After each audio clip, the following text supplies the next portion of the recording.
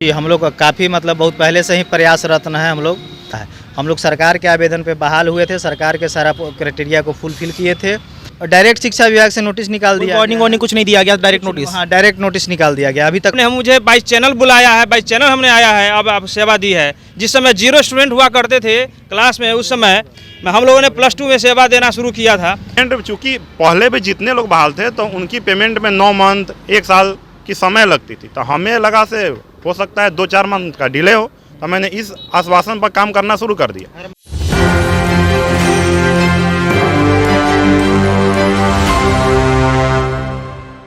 Car में नंदन, आप देख रहे हैं न्यूज़ 24। देखिए, गर्दनीबाग धरना स्थल पर इस वक्त मौजूद है और देख सकते हैं हमारे पीछे जो लोग आपको दिख रहे हैं वो गेस्ट टीचर में आते हैं। सबसे पहले हम जानेंगे लोगों से ही कि आखिर गर्दनीबाग धरना स्थल का जगह इन्होंने क्यों चुना। तो सबसे पहले बैनर आपको दिखा देते हैं कि आप देख सकते हैं कि बिहार सीनियर सेकेंडरी एकेडमिक और उसके बाद ये सपोर्ट गेस्ट टीचर 2023, ठीक है।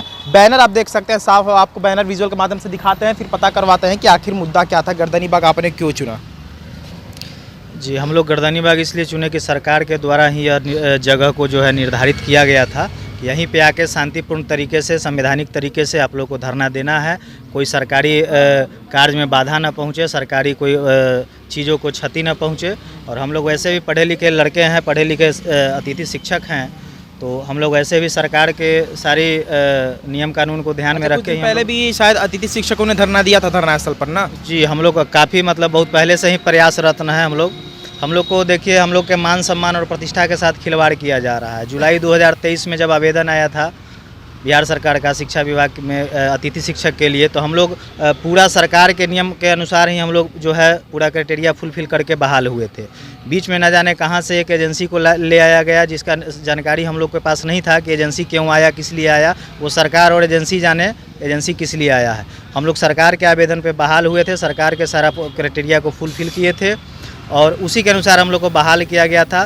तो हम लोग को अभी 28 फरवरी को अचानक एक शिक्षा विभाग से पटना से एक लेटर निकला है कि अब 28 फरवरी के बाद इन लोग से सेवा नहीं लिया जाना है, जिनके विषय में शिक्षक आ गए हैं। 28 तारीख के बाद से जी, यही 28 तारीख से हम लोग को सेवा समाप्त कर दिया जा रहा है। तो ये सेवा को समाप्त न करके हम लोग का सेवा आगे बरकरार रखा जाए और जो भी पहले से जिनको निकाल दिया गया है उनको भी सेवा में लाया जाए। और हम लोगों का जो पद है, हम लोग का जो सब्जेक्ट का जो पद है, उसको स्कूल में रिक्त पद में नहीं गिनती किया जाए, उसको भी गिना जाए कि ये पद भर गया है। रिक्त पदों की हम बात करेंगे। रिक्त पद की अगर बात आती है तो चाहे किसी भी क्षेत्र की बात करें, अगर बिहार की, तो रिक्त पद बच ही जाते हैं हमेशा। तो उसमें रिक्त पदों का होता क्या है? अभी हम लोग के विद्यालय में हमारे विषय का गेस्ट टीचर अभी आए भी नहीं है। हम MSc फिजिक्स से हैं, तो फिजिक्स के अभी उसमें 10+2 में अभी आए भी नहीं है कोई शिक्षक। कह रहा है कि आप लोग को 28 के बाद सेवा नहीं दिया जाना है। अच्छा, कुछ इसके पीछे का रीज़न है, कारण है कुछ, या फिर ऐसे ही नोटिस निकाल दिया गया डायरेक्ट शिक्षा विभाग से नोटिस निकाल दिया। वार्निंग कुछ नहीं दिया गया, डायरेक्ट नोटिस? हाँ, डायरेक्ट नोटिस निकाल दिया गया। अभी तक हम लोग को पेमेंट भी नहीं दिया गया। जुलाई से लेकर अभी फरवरी तक अभी तक 1 रुपया पेमेंट नहीं दिया गया है।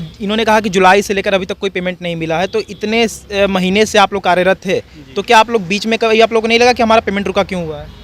सर, बहुत रिक्वेस्ट विनती किया गया है सरकार से, बार बार हम लोग जो है कंपनी से भी मैसेज कर रहे हैं, बात कर रहे हैं, लेकिन कंपनी का आश्वासन है कि सरकार के थ्रू ही काम नहीं हो रही है ना, जिससे आपको पेमेंट नहीं दिया जा रहा है।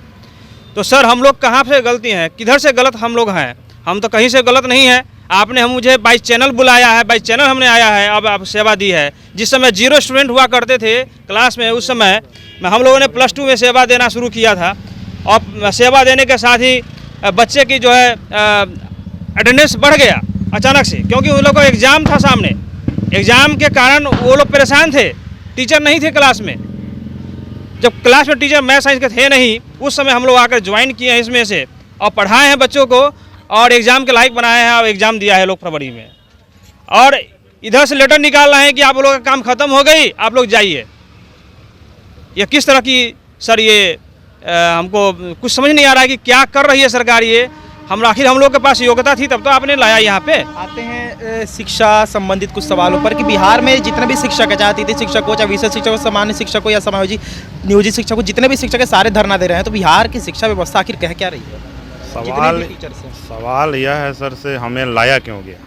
अगर आफ्टर 2 मंथ्स 2 महीने बाद अगर BPSC आने वाले थे तो फिर हम लोग की ज़रूरत क्यों पड़ी?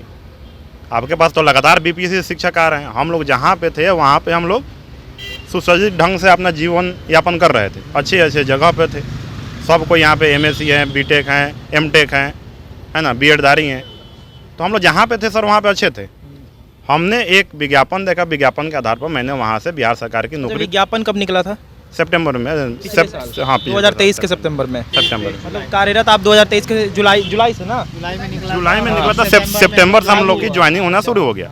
काउंसलिंग वगैरह हुआ। तो सवाल यह है सर, से हम जहाँ पे थे अच्छे जगह पर, वहाँ से छोड़कर मैंने इसको ज्वाइन किया। कारण यह था से चूँकि बिहार सरकार का एक टैग लगा हुआ था, है ना। आज तक ऐसा ही होते आया है। जैसे मुखिया से जो बहाली हुआ था उसको भी नियमित कर दिया गया, शिक्षा मित्र का।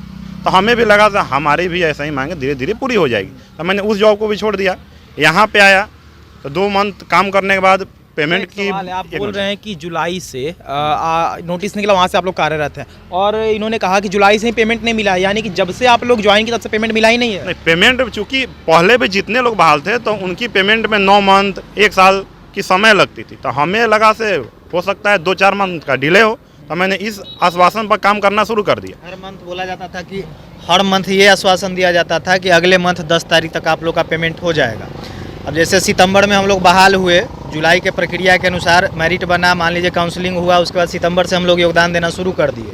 और अक्टूबर में जब पूछा गया कि पेमेंट कब मिलेगा, तो बताया कि अगले महीना 10 तारीख को मिलेगा। फिर कभी दशहरा बाद मिलेगा, कभी दिवाली बाद मिलेगा, कभी छठ बाद मिलेगा। ऐसे कर करके हम लोग को जो पेंडिंग में रखा जाता है, बरगलाने का काम किया जाने लगा। फिर बोला गया कि नए साल में नया तोहफा दिया जाएगा, फिर बोला गया मकर संक्रांति में, फिर बोला गया वैलेंटाइन डे वीक में, फिर बोला गया कि फिर खत्म ही कर दिया गया। हाँ, उसके बाद डायरेक्ट एक लेटर निकलता है कि 28 तारीख के बाद आप लोग का सेवा नहीं लिया जाना है।